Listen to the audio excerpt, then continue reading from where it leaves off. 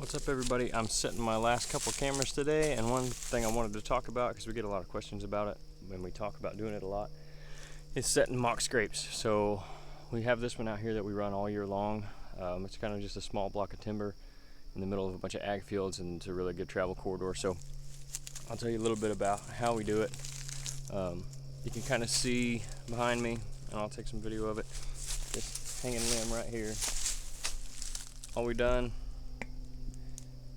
is tied a rope around it, thrown it up above that limb up there, and dangled it about chest high, stomach high. That way it's going to hit the deer about in the face if they walk right by it. The other thing as far as the location is, I'll see if you can see it here. This trail that runs through there and back that way. Hopefully you can see that. If not, I'll add some video of it. Is 3 steps off of this mock scrape. So that way the deer are going to see it as they walk through. They hit it a bunch last year. I assume they're still hitting it on the licking branch. The actual scrape part of it was kind of cleaned out, so not completely, but it looked like they still had been working that as well. So I'm going to set the camera up at a decent distance from it to where I can see the full body of the buck that's working it, or the deer that's working it. And basically what I'm going to do is go ahead and clean that bottom part completely out. I'll spray some of the buck tarsal spray on the limb back there at the bottom. That way they smell that.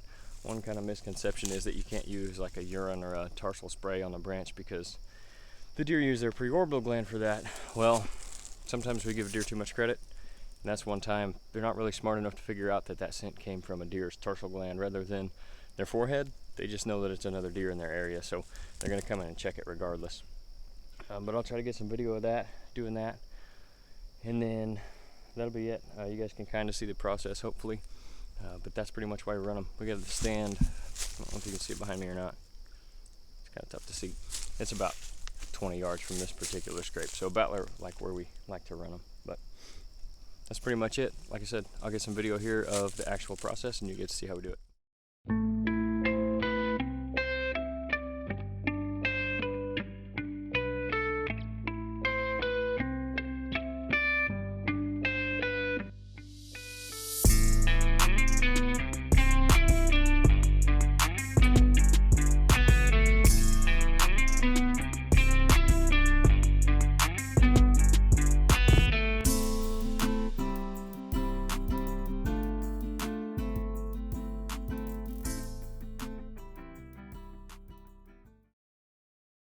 And that's pretty much that. So that's how we set them up. One thing I will mention, it is a good idea to be on the upwind side when you're spraying that stuff.